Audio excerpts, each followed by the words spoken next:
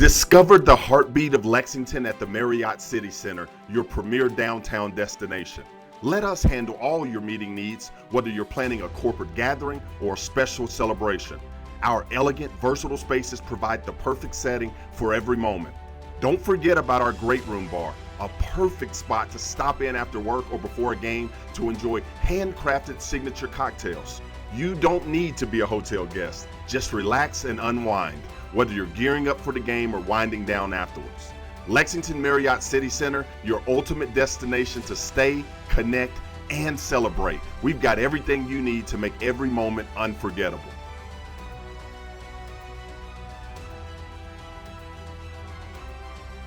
Welcome back to another episode of the Letterwinner podcast. I'm all SEC defensive end Jarmon, joined by our co-host, former QB1 Morgan Newton. It's game week, bro. What's up?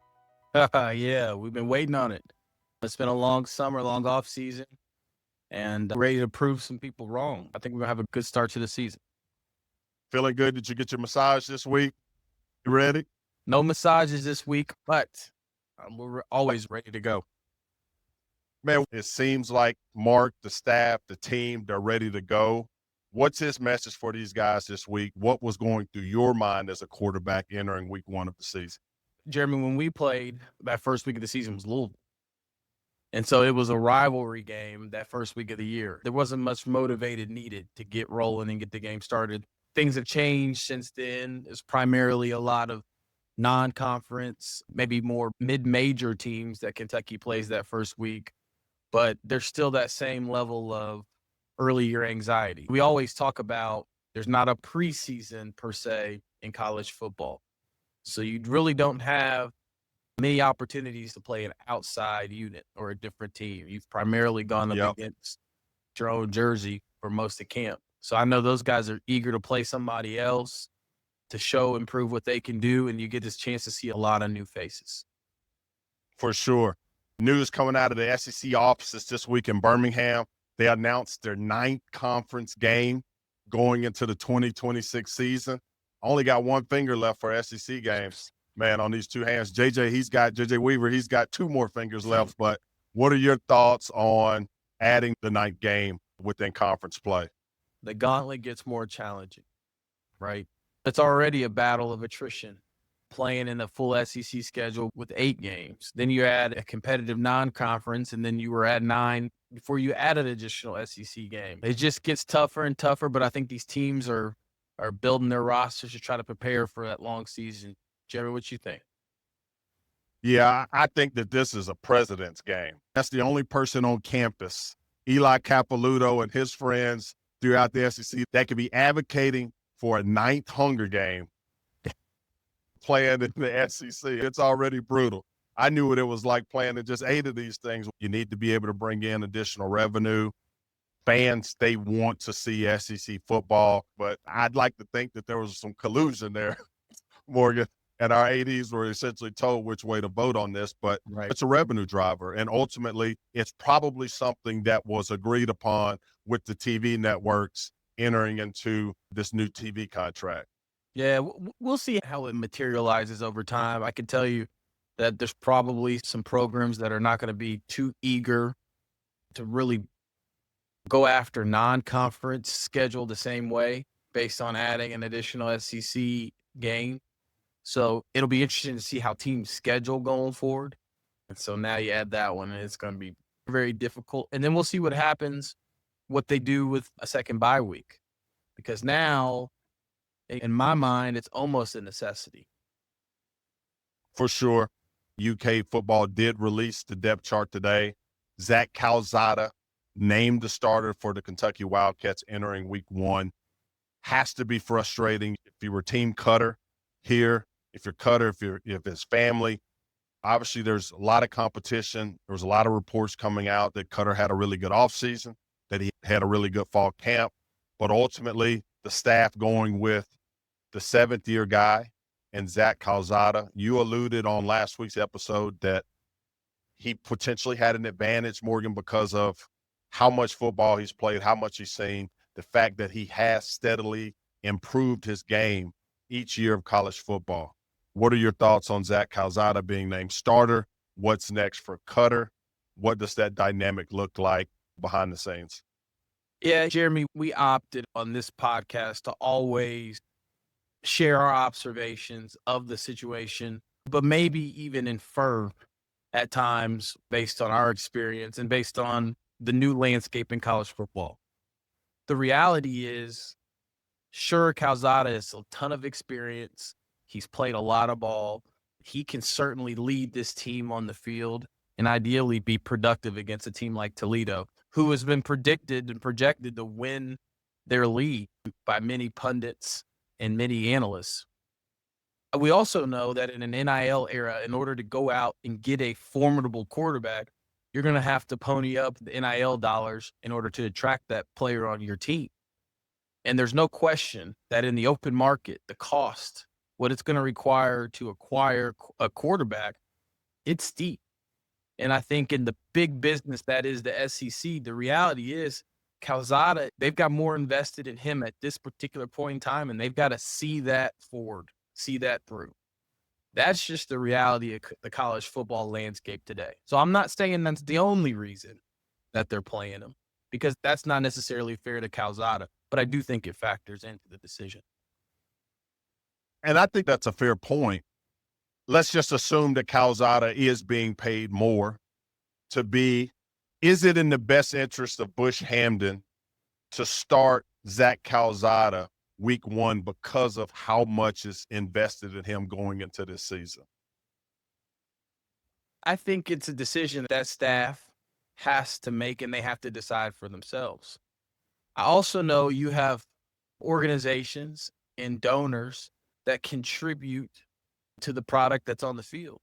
And so I think Mark, Bush, and their staff, they have to decide with all of the factors that are in play, where did they need to start this evaluation process? Because again, you don't get preseason games to make this evaluation. You're going off scrimmages and scripted periods in practice and past performance, right? Whether it is here at the University of Kentucky or somewhere else.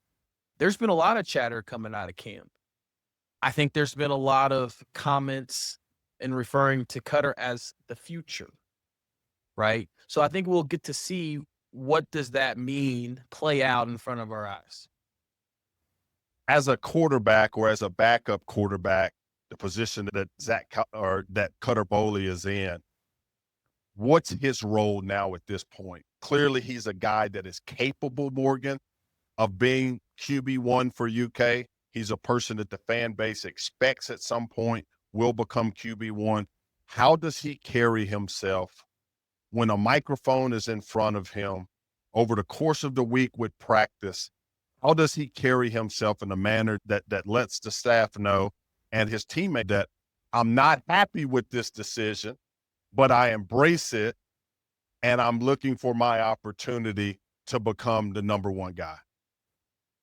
Jeremy, it's a great question. There's a fine line between accepting the result of a quarterback competition and putting yourself in a position to be ready when your number is called. There's a fine line. I've been in quarterback competitions. When you've put in a lot of effort and a lot of energy into competing, it's not easy to get the news that you're not going to be the starter. It happened to me twice when I was in college. It's a difficult thing. It's only human nature to not be happy about that. But I think this is where the professionalism, you build some character. I think that's where that comes in. Who teaches you how to do that? No one. As an 18, 19-year-old kid, who teaches you how to be a good teammate, how to carry yourself in a situation that's frustrating for you and probably your family too? Ideally, you have some mentors that help you. Ideally. He's fortunate. He's got Mike Hartline in the room and some people that have played the position that are in that building. But there's no manual for how you respond when you don't win a job, especially at your hometown school, and you've made those investments. With that being said, you also have to prepare. You got to turn the page and you got to prepare as if you're one play away. Because in this league, especially like we just talked about with a 9-game SEC schedule, you're one play away from being the one that they count on. If I'm Cutter, Do I consider sharing my location with Bush Hamden to let him know that I'm super committed? What are some of these other things that I can potentially do to let him know, hey, man, you can trust me here, Bush. I'm your guy. I'm your guy. I think I would say, and I haven't talked to Bush, I haven't talked to Cutter specifically about this, but I would say that they've got a plan for what they do going forward. He's going to now move into a scenario where he was maybe splitting some reps to he's going to get the second team reps, which are going to just change the amount of the split of those reps in practice, the percentage of plays that you're going to have. And that's a unique scenario. He's also going to be somewhat responsible for contributing to the game plan, I'm sure. And a lot of that's going to depend on what Bush involves him in. But it's your job at this point to get that first lesson of being a professional and being ready when your number's called. Morgan, I remember going into the week 1 matchups, like you said, against the University of Louisville, and the mindset as a defensive end was fresh. I'm not dinged up. I'm going to break the sack record today. That is the goal. That's what's going to happen. I remember as a freshman watching Elvis Dumerville come off the edge, and when I tell you he had one of the greatest games that a defensive end has had in the modern era, he was all over the quarterback. And I had a chance to be in the locker room later, spend time, get to know Elvis in Denver. Undersized, but when I tell you that guy had a motor and he was strong at the point of attack, he was probably about 5'11", 6 foot, but he was feared by left tackles because of his grit, his determination. Are there some plays, are there some things that you look back on as a player, whether it was a quarterback at another place, maybe the first game, where you were inspired by that first performance or that freshman year performance? Sure. Yeah, you never really know when you're in the SEC and when you play at Kentucky based on the schedule we have, you're playing against future pros. You got a good idea with some of the scouting reports and things of that nature, but I'll never forget we played Louisville in a home game, and they started the game with Will Stein. Later on in the game, that was the emergence of Teddy Bridgewater, right? Yeah. And those were back in the Charlie Strong days. And we were in pretty good shape to start that game. We didn't end up prevailing. It was one of the few losses we had to Louisville. But Teddy Bridgewater finished that game, and he went on to have a great career. An unbelievable player and quarterback. I think he's still on rosters in the NFL even to this day. So, yeah, you're going to run against pros when you play in this league. I don't know if Toledo has any, but They do. They're going to be some guys that are going to play on Sundays more than likely. On last week's episode, you mentioned how Western Kentucky came out in that matchup in a defense that you weren't prepared for. Sure. What did that do to the confidence of the team in that game? And what do you remember about the resolve in terms of trying to figure out live what they were doing and basically draw some things up in the dirt and try to tweak the game plan around that unexpected formation? Jeremy, and we've talked about this in episodes last year, most teams in this day and age, they've taken it from Bill Walsh, have a scripted first 10-ish or so plays that they start the game with. And those 10 plays are more than likely going to include different formations, different motions, different shifts to try to get a sense and a read for how the defense is going to adjust to those things respectively. And so coming into that particular game, there was a certain front that we were prepared for and that we really built the game plan around with some variations. They did something completely different. That was not who they were. And there's a lot of changes and shifts early in the game and early in the season. And so it was challenging, but you really get a sense for their personnel, how their personnel had changed from the year prior when you watched their tape. You really get a chance to see how coordinators made shifts and adjustments to their scheme based on the history of where they were. And I also think you get a sense for how your team reacts and adjusts to your own game plan in that particular year. And all of those things happened in that game when we played down in Nashville, Western Kentucky. Fortunately, we were able to make enough adjustments to get out of that game with a win, but I know it scared many of the fans. We had a game plan against a rival in terms of preparation for their offense. Our defensive coordinator at the time, he had an answer for everything they did. He knew every tendency. We had plays called in the first drive that were going to be directed towards those tendencies. And when I tell you we were prepared to run through a wall with the game plan, he had us built up. We knew what was coming. And when I tell you that they zigged when we were zagging, they had a wrinkle off of every tendency that they did. The wheels came off. The wheels completely came off in that game.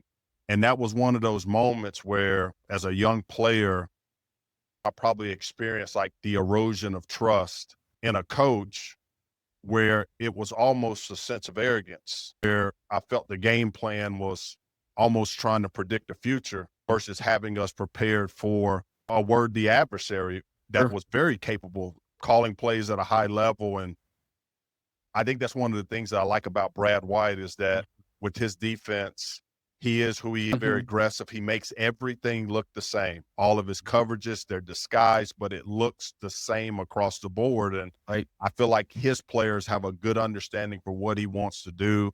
And Brad just does a really good job of putting his players in positions to be successful. Jeremy, that's a great point. And to not dig too deep into the schematics, a lot of times in that first week, and I think you alluded to this with the Brad White defense, how good are you at executing your base plan, your base formations, your base personnel? How good are you at that? Because you can control that over the course of a preseason camp and how you recruit to certain skill sets and body types that fit what you want to do, whether it's on the offense or defensive side of the ball. So you really get a sense for what is your day one install, your base formation, how good are you at that? Because a lot of the schemed up trick plays, advantage plays, they may or may not work based on what reality is on the other side of the ball. That's really a great point out. The algorithms, they always find me because they know that I'm a junkie for, especially some of the Nick Saban content. And this morning, one of the clips that found me was a clip titled, about 2.5 minutes long. It was titled, "What Does It Take to Break You?" And I'll paraphrase. Nick Saban basically dives in. He said, what does it take to break your focus? What does it take to make you give in? Is it the heat? Is it the sudden change in play in the game? Is it because you got beat on the play? Is it because you missed the block? And he broke it down to his teams. He said that we are the gold standard. And coaches leave our program thinking that they have the Holy Grail. And they go to other schools and they try to turn around and use the same principles and philosophies to beat us. And because of that reality, he basically says that we have to push you to a level to move our bar in order to keep this pace going. And he explains to the players, he says that my goal is not to break you. The goal is to stay relevant, stay excellent, and continue to be the gold standard. Yeah. What are your thoughts on that? Man, I think what he's saying, it's tougher to stay at the top than it is to get to the top. I think Saban's clearly has a perspective on that. When it comes to what does it take to break you, and as we think about the SEC season, we think a little bit about being able to go out there and perform. You've got to have real competitive stamina. You know, you've got to be able to, you want people that are warriors and will compete on every play. And that's the difference a lot of times between teams that are talented and teams that have good players and teams that have good seasons versus teams that are average and have average seasons. Or they'll have good performances one week, then they'll have clunkers the next week. And we've seen some of that. And you've got to really recruit the type of players that have that competitive stamina that can live up to a standard. That's something that Nick has always done at a high level. But then you've also got to develop that in their training and create a standard for your players to live up to. So we've seen it. We've had examples of that, of players that have lived up to that standard. And I know you've had many mentors in your career of people that have lived up to a very high standard, a gold standard. Look, you've done more logic games than me in terms of if this, then that. When I hear Saban make a statement like that, it's hard for me to not relate that to a program that we care about deeply. When we talk about the turnover last week, we talk about the great reset, 57 new players on the roster, a lot of guys ultimately leaving the program to find new homes in college football. Have our football teams consisted of broken players the last 2 seasons? I think that's always a possibility. It's always a possibility that when you rely on portal players, they're leaving for a reason. But leaving for a reason versus acquiring maybe some older, more veteran players, that's tough to decide and decipher unless you get them in your program and you mold them into the culture of your team. You have teams historically like Clemson, for example, that haven't taken a lot of transfers, but I don't know that they've necessarily reached their goals either. And then you've had teams that have been highly successful take transfers and reach their goals. So I do think there's a place for transfers in this ecosystem, in this environment. And are some of them broken? I think we can say that maybe some of them are. But one of the things that you and I have talked about based on the landscape and the teams that Kentucky has to compete against, you have to have an identity of something that you can do to be successful in this league and in this arena with the people that you compete with. And I personally would like to see more homegrown products be developed in our program that we care a lot about and mix in transfers where needed, because it's really difficult to compete for some of the top tier transfers if it's purely based on money. I work in healthcare and my wife's a physician, and I talked to my wife about it this morning because it really had me thinking. And my wife shared with me, she had a fellow classmate in med school that got in her car one morning and they never saw her again. And when she got in the car, they later found out that she started driving to come into work, and ultimately she had a first break, or a psychotic break is what they call it. She got in her car and voices told her just to keep driving. And she kept driving until law enforcement had to intervene and safely rescue her and get her into a facility. Do you think there are scenarios in which college or professional players break?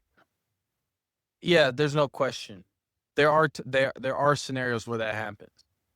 And I think there's scenarios where whether it's break or it's they need a change and the change is forced upon them rather than a change that's voluntary. I think that happens. Yeah. So I did a little bit of light research on it, Morgan. For athletes, we typically don't have the same breaks that like a med school student would have. For med school students, it's a perfect storm of just stressors and triggers that compound. The academics, the sleep deprivation, the social isolation from family and friends, and also that identity crisis of once you hit a point where it really starts to mount up and in your mind, you're going to be a doctor, but the perfectionism aspect of you realizing that this is a lot and there is a certain predisposition for it too, that basically compounds, and that's what causes that first episode psychosis. For the athletes, on the athlete side, it manifests in the form of the yips, fine motor skills, losing that touch, that ability to sink that shot. Fingertips go numb, not able to really feel it. You airball it, you throw it off the backboard. So that anxiety, that depression. But I suspect where it manifests on a more consistent level across the board in college athletics is burnout. That's the player that starts to find joy in things outside of football. The student athletes that forget that you're a student athlete, right? Like athlete is part of your identity. However, that stress is mounting on you and you're starting to focus on other things. You got to find the guys who love the game. I only play 4 years in this league. And those 4 years at times felt like 8 or 9. They just did, because again, the days are Felt long. impossible. The schedule is grueling. It's difficult. The demands are high. Not only on the players, but the coaches that are coaching you, you're surrounded with, their families, the community. All of those different things are tough to manage on a day-to-day basis. And so when you talk about burnout, there's no question that burnout takes place. When you talk about finding people that love the game, the people that are able to still perform and focus at a high level, even when things aren't going well or when that grueling schedule is catching up with them, there's no doubt in my mind that there's people in those locker rooms and people in those buildings that struggle with that. And I'd say especially when you have a coach for as long as we've had a coach, you're going to have people in that building that are used to a very similar routine that need to be refreshed and they really need to be re-energized. But I think that can happen. I think I do you too. can re-energize people that are a part of an organization, that great reset. I think a lot of people, you talk about it, when you change over a roster as drastically as we did, the message is overwhelmingly so loud that it's the players' fault. And I think our fan base ultimately, they just want to see Mark's football teams get back to a sound, clean brand of football where players are held accountable. And quite frankly, and maybe it does happen and we're just not privy to it. But I remember against Vanderbilt, Morgan, I remember giving up a touchdown and end around on a reverse. Rich Brooks had told me in practice the week before. He told me in practice, he said, Jarmon, you're starting to play very aggressive down the line of scrimmage. He said, this is the week that they're going to hit you with a reverse, and I need you to stay at home. Brother, when I tell you I was a blind dog in the meat house, chasing flat down the line of scrimmage, they hit me with a reverse for 6. I swear Rich Brooks caught me at the numbers. I didn't make it off the field. It wasn't blaming Rick Petrie, my defensive line coach. There was no blaming Steve Brown, the defensive coordinator. He caught me in person, live, coming off the field, and it's something I'll never forget. Yeah. Because that was the head coach meeting me man to man. I'm 18 years old, and him reminding me of the pointer, of the insight that he had given me, and that I hadn't taken it, right? I didn't listen to it, and now I just cost my team. And let's just say that's the last time that happened. When we talk about being coachable, we talk about being accountable. And I think that Mark, he has to have that kind of rapport. If he does, he may already have it to where he can catch these guys and be able to reach them to where they understand that they want to make plays for their brothers, but ultimately that they want to be coached hard and they want to be held accountable. Hey, shout out to Coach Brooks, by the way. He just had a birthday. Shout out Brooks. Coach Brooks was definitely an integral part in both of our careers. An unbelievable coach that had a lot of success. And so that's a great story. And Coach Brooks made that impact on hundreds of players over the course of his career. No doubt. And he was just that old school coach that was constantly planting reminders and teaching on how the game is supposed to be played. And it was at every position across the board. And there's no doubt in my mind that Coach Stoops has an opportunity to really hold his team accountable. And you certainly have an opportunity when you bring that number of new players into your program, because that's every time you have the opportunity to make a first impression on your program and who you're bringing in to the program. So I suspect that we're going to see in that 2 deep with the release of that depth chart, we're going to see some people that are Mark Stoops type players that are going to come on the field with the staff that he has in place today, and a team that's really going to work hard and fight hard. Morgan, last season, UK had its record 8-year bowl streak come to an end after a 4-8 season, 1-7 in SEC play, no touchdowns in the first 2 SEC games. I think only 10 touchdowns in SEC play for the season. We talked last week about the inability to set up the screen game, the inability for wide receivers to block effectively in the screen game as well as the run game. At times, inability to protect the quarterback. At times, we think quarterback Brock Vandergriff trying to run through defenders, ultimately compromising him for the rest of the season. We talk about the inconsistencies in the running back room at times, especially when we needed to depend on young players like Wilcox to step in and pick up blitzes, as well as being able to run the ball efficiently. Struggled in short yardage situations, costly penalties, turnovers, lack of consistent explosives in the passing and running game. A lot of TFLs allowed. Brown, he never emerged as a viable threat in Bush Hamden's offense last season, was not capable at times of running the whole route tree. And teams were able to key in, every pun intended, on Dane last season, essentially forcing Dane to make a decision to transfer to the Nebraska. Bush Hamden enters his second season at UK as the offensive coordinator. They've rebuilt the offensive line. I walked through these guys one time.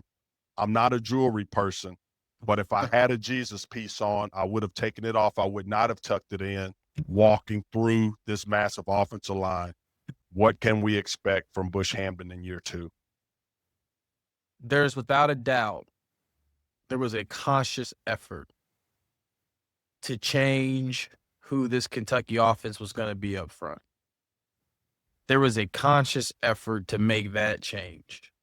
And when you look at the dimensions of these offensive linemen that Kentucky's going to roll out there on Saturdays, it is a massive offensive line. I'm talking 6'6" and above at several of the key offensive line spots. That group they are giants, and they're all well over 300 pounds. It is a massive offensive line. She has Pete, left tackle, to transfer from New Mexico State, one of 5 Native American football players in college football, the biggest Native American in college football, 6'7". Then you got Big Wolschlager from Bowling Green State at the right tackle. Both of these guys, 6'6", 6'7", 300. Is it pretty easy to read the tea leaves here that we want to establish the run game this season? We certainly want to establish the run game. It's got to be an important part of who we are. Bringing back versions of what was referred to as the big blue wall. Again, there's a conscious effort to impact what it looked like up front. And that happened, at least on paper. And we'll see if they are able to make those sort of changes on the field. That was one clear piece of what they've done. You've got a transfer quarterback again. You've got a few new backs. You've got some emerging young players that are going to play prominent roles, and Willie Rodriguez and Hardly Gilmore on the offensive side of the ball. But it all starts up front. And we talk about it on this podcast. The guys up front are the ones that set the tone for who you are as a football team. So the depth chart came out this week. I did see a little bit of chatter online, people wondering where Wilcox was on this. I think that room got better this offseason. Jason Patterson showed this spring he can catch and run the football. He got the Lions bites of carries this offseason in spring ball. Then entered Dante Dowdell, the transfer, 12 touchdowns last season at Nebraska. Some people say he was absolutely the best short yardage running back in college football last year. Seth McGowan, the transfer from New Mexico State. He is a dynamic running back. He's very shifty, averaged over 5 yards a carry last year. This combination, this 3-headed monster with McGowan, Patterson, and Dowdell. What are your thoughts on this unit? Kentucky's had some great running backs over the years. I think about Derek Locke. I think about Benny Snell. I think about Boone Williams, Chris Rodriguez. They've had some great running backs over the years. And when the teams are good, it's because Kentucky is able to put its imprint on the game with the running attack. And so it's a great observation. You've got 2 new guys leading that depth chart at the running back position. Another clear area that was addressed in the offseason to bring in the right type of backs that are going to impact the game, and not only in the running game, but also in pass protection, because they play a critical in 5, 6, and 7-man pass protection. Talk about the wide receiver positions in general. I'm looking at the depth chart. I see an X wide receiver, an F, a Z, a Y, and an F. Can you talk about, from a terminology perspective, what the skill set of these positions entail? Of course, it's a little bit different in every offense, but in short, your X wide receiver, that's your alpha. That's the typical 6'3", 6'4", 6'5" guy that lines up to the short side of the field, and he's the focal point of what you do offensively. And that's typically your X receiver.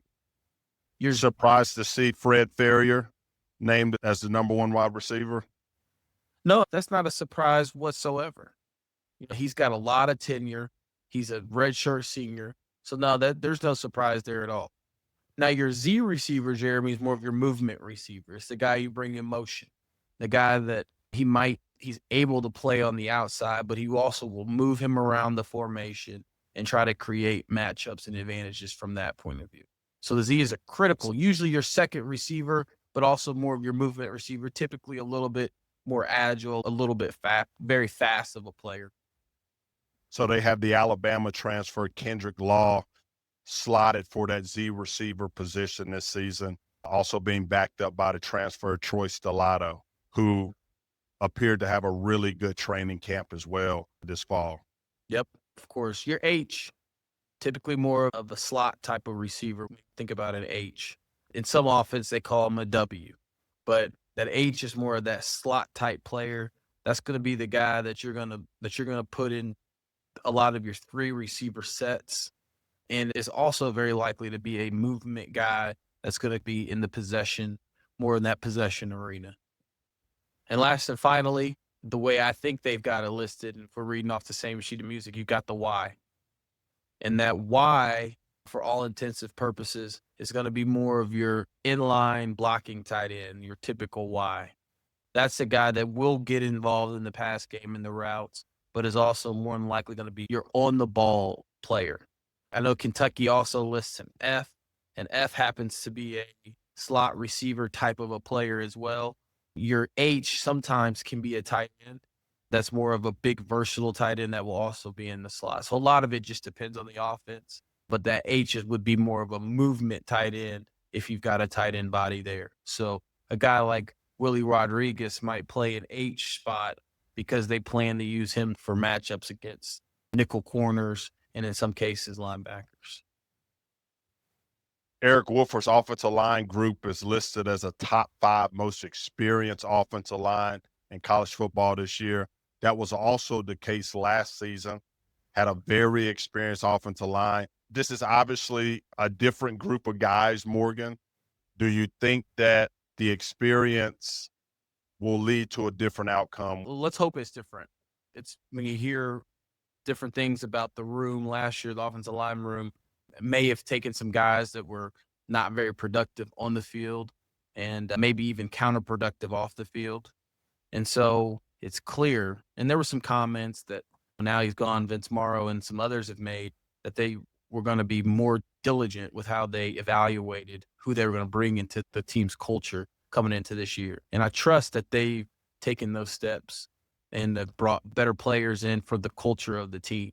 So I expect that these folks that they've brought in are going to be great teammates, but they're also going to be great players, and we'll get a chance to see that on the field this Saturday. Yeah, I'm a big believer in Josh Braun. He's got 50 games of experience there at the left guard position. He is absolutely an NFL lineman. Big believer in him. Obviously, Pete, I think there's things that he does really well. I think he's super gifted and one of the more talented guys in all of college football in terms of his lateral foot quickness. Now, he's got to work on some of his recovery. Sometimes he kicks out there really aggressive and then has to recover and get back inside. And in this league now, these defensive ends, they're not 280 like how I was. Some of these guys that are coming off the edge, these hybrid safeties, man, if they get you off balance and they counter back inside, they can really expose you. So that's an area where he has to be careful. Wolschlager there at the right tackle, really like him in his game, what he's going to be able to bring. I think he's very solid. You look at Jagger Burton. He's a guy who's been pushed this offseason. He's gained weight. He's put on some pounds. He looks thicker, and he's super committed. And he's got a guy that's transferred in Evan Wibberly, who's close with him, where if Jagger, for some reason, if he's not able to be consistent, I look at the staff to make a change, could potentially make a change there pretty quickly. Jalen Farmer there at the right guard. he's a guy that's very capable. He looks like another Sunday guy to me as well. I think that this unit has pros. I really do. And I think that Stoops has surrounded Eric Wolford, the offensive line coach, with a lot of iron.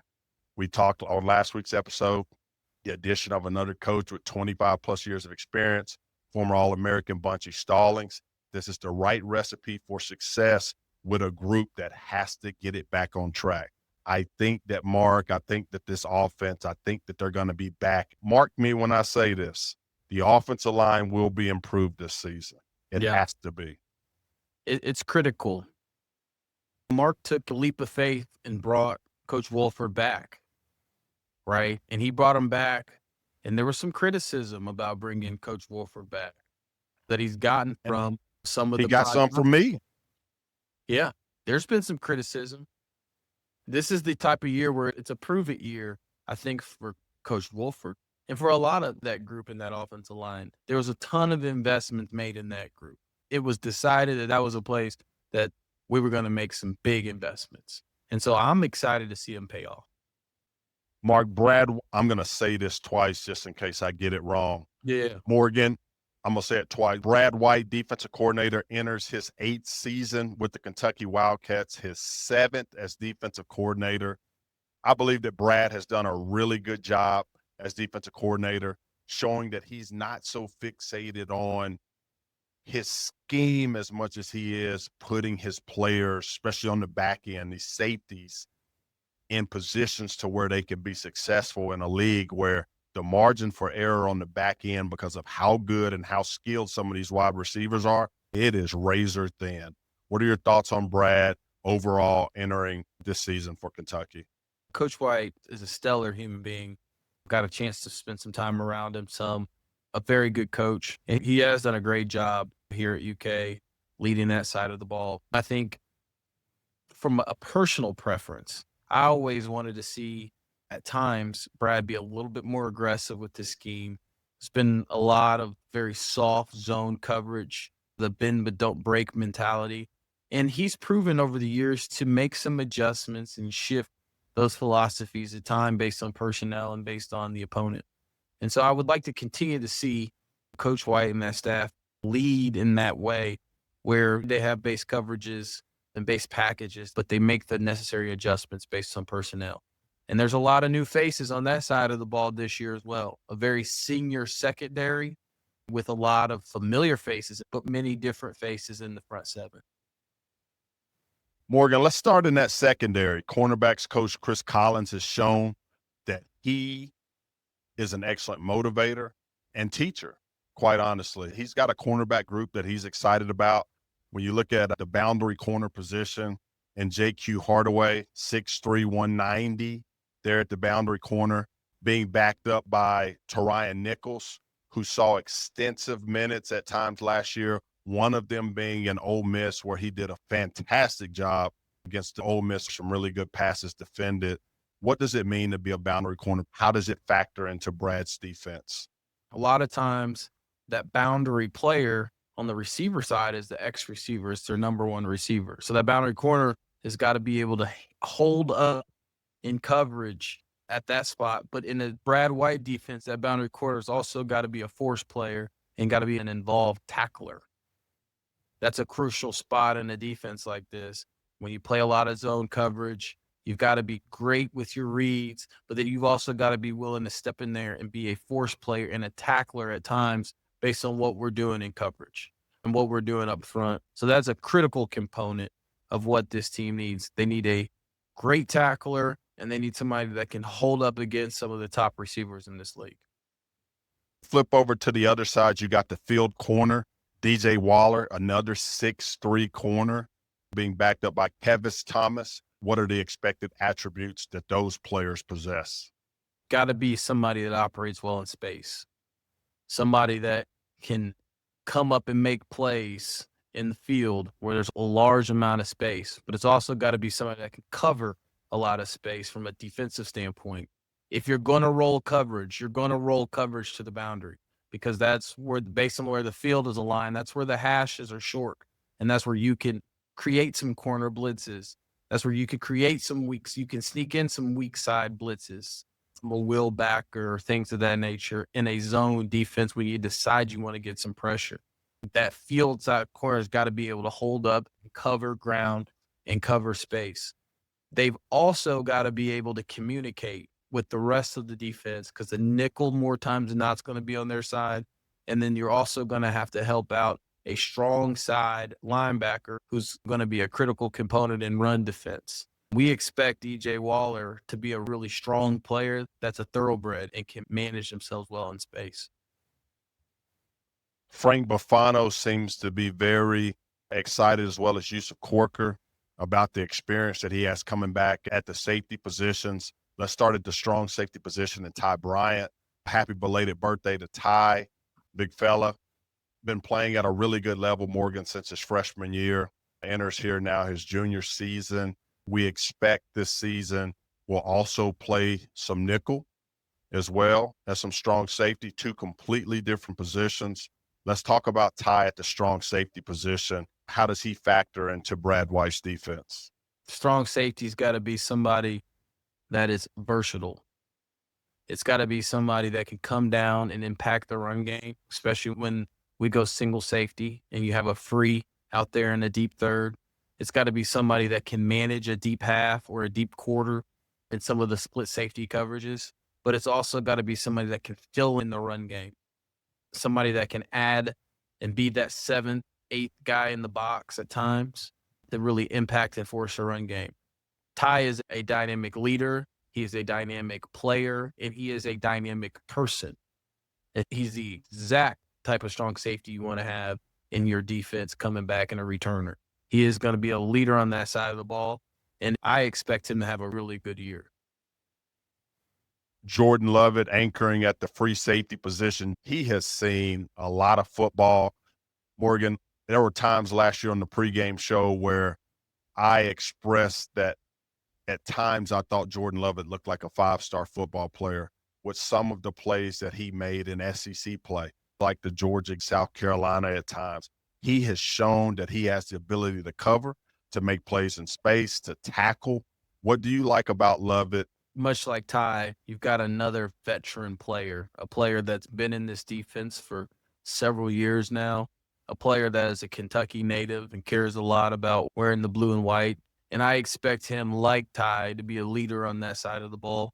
That free safety has got to be an important piece in shutting down slot receivers that decide they want to get into some of those deep zones, and got to be able to provide help over top to many of the corners that are being asked to be force players or asked to be hook curl type defenders on that side of the ball. Jordan Lovett plays a very important role, and it's a role that he's got to be solid and we've got to be trusting because he's the last line of defense.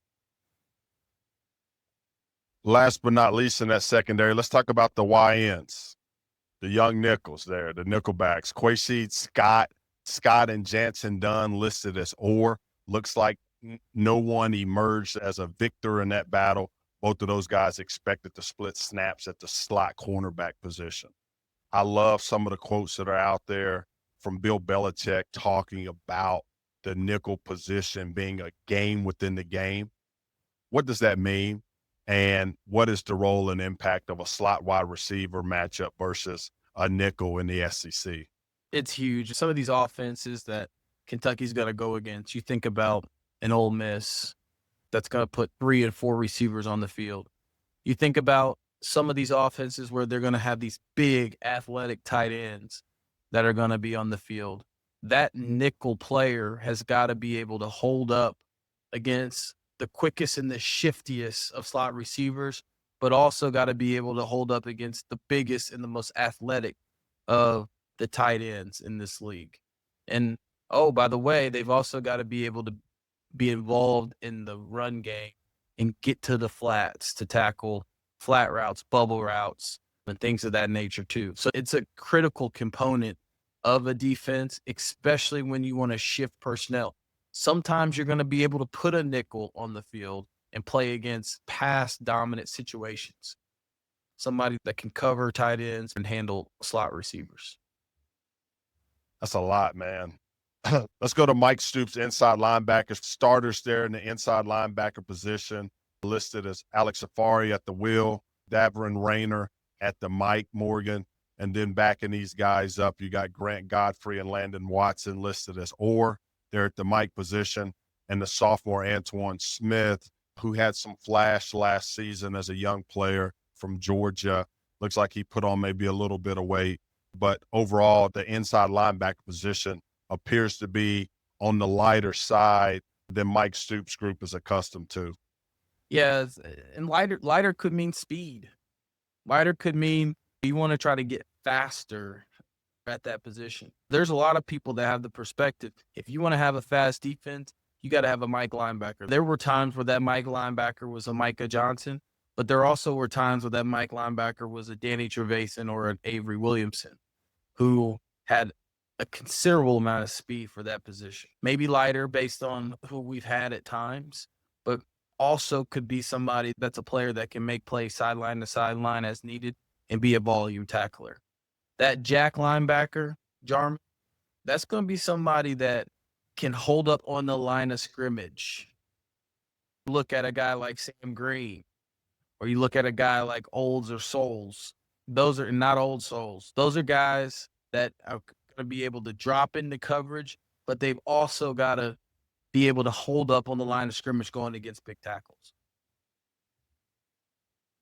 For sure. Let's get up front and let's talk about these D linemen. Anwar Stewart's defensive line group, anchored there at the nose position by David Gusta, the transfer from Washington State, and backup Josiah Hayes. Let's start with Josiah. He plays football at a high level, very strong guy. You don't see him getting blocked individually by a lot of people. And then you factor in David Gusta, the transfer. He is a special athlete there at the nose position. I think that he's going to demand and draw some double teams at times. But I expect him also to be able to win some pass rush battles there, something that we weren't able to do as consistently last year. So really excited about David Gusta. And when we bump out to defensive tackle, Khalil Saunders, backed up by Tavion Gatson. I think both of these guys are very solid football players. Areas for improvement, basically when you get sucked inside on the flow, finding ways to get back out of the stack, flip the hips, be able to convert to try to collapse the pocket. The defensive end position, Myquise Humphrey Grace, number 90, the transfer from South Dakota. He's been a guy that the offensive line over the course of camp, they have said that he has emerged. I've had some one-on-one conversations with some coaches. They think that he's the next guy. He's got that kind of motor. Pete this past week talked about the extra strain that you have to prepare for when you're matched up against him. When I hear things like that, that's the kind of stuff that gets me excited.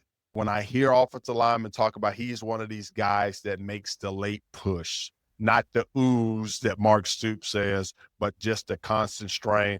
I expect him to be a nuisance for offensive linemen this season. He will be a difference maker up front for Brad White's defense. I think that the staff did a really good job of basically of outfitting this unit, replacing some really good defensive linemen to graduation, to the NFL, you name it. And when we talk about potentially getting faster as a defense and losing some weight, maybe a little bit of oomph in the middle of the defense, you need to have guys up front that are commanding double teams, that are keeping these offensive linemen from working up to the next level and tying up potentially undersized linebackers. That's a nightmare scenario for any defensive coordinator.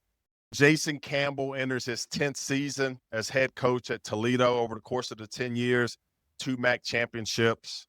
As of late last week, had 16 guys on NFL rosters. As of today, we have around 24. I think it's very impressive for a MAC program. Jason Campbell, 2-time MAC Coach of the Year. They had a down year last season per their standards, finished 8-5, 4-4 in the MAC, some inconsistencies in conference play. For Jason Campbell, 73 wins over 9 seasons. Toledo is one of the most consistent programs now in all of college football. 15 consecutive seasons without a losing season, Morgan. They entered this game, in my opinion, and in that of some scouts, with 6 to 10 legitimate NFL prospects, 5 to 6 of those guys potentially with a chance to be drafted. When I hear numbers like that, talking with some of my friends in the pro scouting community, it immediately raises a red flag for me. And it sounds like it could be the beginning of a recipe to putting us on upset alert week 1 in Kroger Field. What are your thoughts overall? Jeremy, like we alluded to, these are sometimes the hardest games to play. And the reason they're the hardest games to play is you often feel like you're in a no-win situation. If you win, it's because you're supposed to. You're that big, bad SEC team that beat a MAC team. If you lose, everybody's writing your obituary. They're hard to prepare for because you hadn't seen them. You don't know what this version of Toledo is going to be. They feel like they've got less to lose. And so this is going to be a tough situation. I think Vegas has it at 8 points is what I heard. Yeah, I think the last time I saw it was 7.5. They're definitely getting on the Toledo Rockets. So if they've got the Toledo Rockets at 7 and 7.5, I'd say they're probably going to be welcoming Kentucky money by the time it gets to kickoff. And so that's an interesting place to be if it's dropped that much. That means they've been getting a lot of money on the Toledo side. This isn't a gambling podcast, but I can tell you that that's a It never will be. for a reason. There you go. The Vegas marketplace is a proven marketplace. And so, yes, we most certainly got to pay attention to the Toledo Rockets. Last season, Toledo with 2 wins against Power 4 teams. They shellacked Mississippi State 41-17, and they got Pitt in a crazy 6 overtime game. When you look at Tucker Gleason, their starting quarterback, he looks like a guy that has all of the tools. Just some inconsistency issues with accuracy. But he's a guy that last year, Toledo 3rd in the conference in passing yards at 234. Let me see. When you look at their offseason, Morgan, they went out, they bolstered their offensive line, but they also got into the portal, stole one of their rivals' top wide receivers in Trayvon Rudolph, who's expected to take over and be their ex this year. A 5th-year senior, had a little bit of success, but in his 4 seasons at Northern Illinois, looks like he had a little over 2,000 yards and 10 touchdowns. So he is a viable threat there at the X position. The guy that concerns me, he's the guy that I think you hear people talk about stirring the drink. Junior Vander Roost III. This guy at the slot position, 85 catches last year. He is a special talent, undersized, 5'8", about 175-pound guy, but he's dynamic. When we talk about these matchups, when we talk about the YNs, the young nickels, he's the guy that you got to make sure that he's accounted for going into this game because he has escapability, he has big playability, and he can blow the game wide open for Toledo and really get us on our heels. When we go in and we look at the tight end position, they hit the portal, went to Holy Cross and got Jacob Peterson, who had 6 touchdowns last season, 34 catches. CC Ezram is listed as their 2nd tight end. You look at some of their notes, he looks to be one of the more athletic guys on their team, but possibly also in college football, listed at 6'7", 240, big top end speed. I'd like to think that when they get into certain situations, red zone, wink, wink, red zone, that he's going to get some opportunities that if you put them in some situations to be a jump ball guy. How would you utilize a big, long tight end against a Brad White defense? Yeah, I think it's very rare you're going to get true man-to-man opportunities against a Brad White defense. It's just not a big part of who a Brad White defense is. So they're going to have to be creative in isolating matchups. There are certain formations that you may be able to exploit matchups even a little bit better. But I will say in the red zone, that's typically a place where some defenses will switch up and go to more man-to-man coverage and have more isolation opportunities. If he is a dude for them, and we all know he is based on size, skill set, and ability, they are going to take their shots with him where they get him. And it's going to be crucial that the University of Kentucky and a Brad White defense doesn't find themselves in a scenario where they've got a short nickel on a big tight end like that and allow them to play basketball. They've got to find ways to get some of their taller, longer players on a big tight end like that in the red zone. Last year, the Toledo run game, not very good, averaged around 3.45 yards a carry.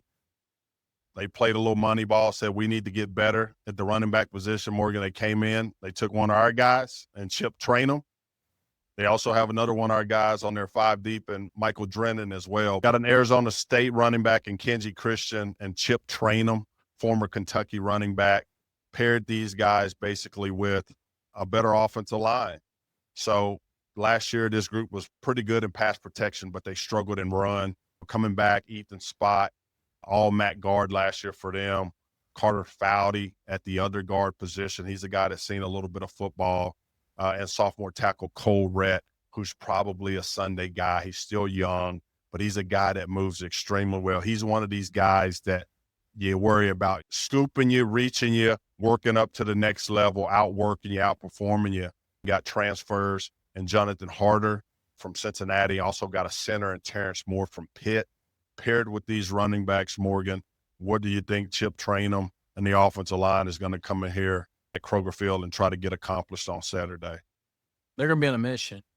There's no doubt about that. A guy like Chip Trainum probably doesn't feel like he got a fair shake here. I'd say he's not going to lack for motivation, and he's not going to take advantage of his opportunity to come back here and prove that he's the player that he thinks he can be. I suspect that he's going to be the one that gets the ball in the red zone because they're not going to want anything more but for him to get a touchdown as a revenge scenario. I think a team like that is going to be very aggressive in what they scheme up against this defense, and they're going to try to take it to us, be the aggressor, much like teams like South Carolina did last year. They really took it to us. Vanderbilt did last year. So I think Toledo, they've seen those tapes, and I think they're going to try to take it to us.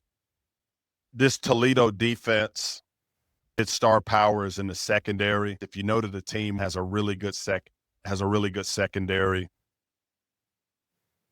As an offensive coordinator, how do you put your quarterback in good positions? I think when you play an elite secondary team, you first of all got to really diagnose what they're asking that secondary to do. And if they're asking them to play zone coverage, you've got to be very precise with your routes and your combinations. And you got to try to create opportunities to overload those zones and get yourself an advantage scenario. Really take advantage of spacing and numbers when it comes to going and attacking zone coverage. There's still 11 guys on the field. So there's going to be opportunities to make some plays, to shift in motion in the scenarios where you're at an advantage. But against zone defense, it's going to be critical that you overload, and it's going to be critical that you make those guys tacklers. The defensive line seems to be anchored by defensive end Anthony Dunn, who finished last season with 4 sacks. He's looking to build on a good season. Avery Smith had a breakout season last year at the cornerback position. Also, safety Emmanuel McNeil Warren. He's a guy that is quite possible an NFL talent. He was having a really good season before he got hurt around that 9th or 10th game last year. I think you and I both know when it comes to teams like Toledo, a lot of times there's not a big difference from ones to ones. It comes down to depth. And in a team like Toledo, you don't really get a chance to really dig into their depth as much in week 1. So I suspect that the guys that they have in their 2 deep, I expect them to be very good players and players that, as we could tell, most of them have some Power 5 experience. What do you think that the Toledo game plan will be to try to limit the productivity of Bush Hamden's offense? I think one of the successes that Bush had last year was he was very multiple. He always schemed up shifts and motions to try to create advantage scenarios for his team and his offense. I think Toledo's going to want to try to create havoc on the quarterback by bringing people and testing that offensive line. I think that's going to be a crucial point to what they're going to do defensively. I also think it's going to be important for them to stop the run and initiate an ability to stop the run, especially when you're on the road. That is a huge part of the game plan for them. It's where UK has made a ton of investments, is in that offensive line. and trying to initiate a run game. If you can make a Bush Hamden team one-dimensional, it gives you much better opportunity to try to win and to try to get that ball back to the offense. Toledo's going to come in, and they're going to run a hybrid 4-2-5 defense. At times, it's going to be a 3-3-5, just depending on how somebody would classify those edge rushers. They like to stuff the run. Do you think that they're going to come in and they're going to hold true to some of the things that we've seen on film? You're going to put 4 down linemen on the field because you want to try to create pressure and wreak havoc without adding a 5th rusher.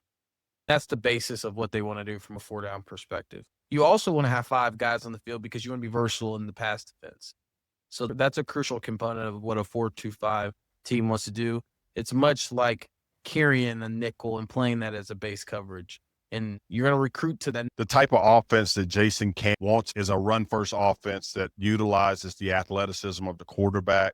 Last year, Gleason finished with about 350 yards rushing Morgan, and it was a kind of back-breaking, the late-in-game type first downs that you saw him make in some of these matchups against the Power 4 schools. Talk about the advantages of having a quarterback that has the athleticism to extend drives with his legs when you also have a viable threat from a good offensive line, but also a really good stable of running backs.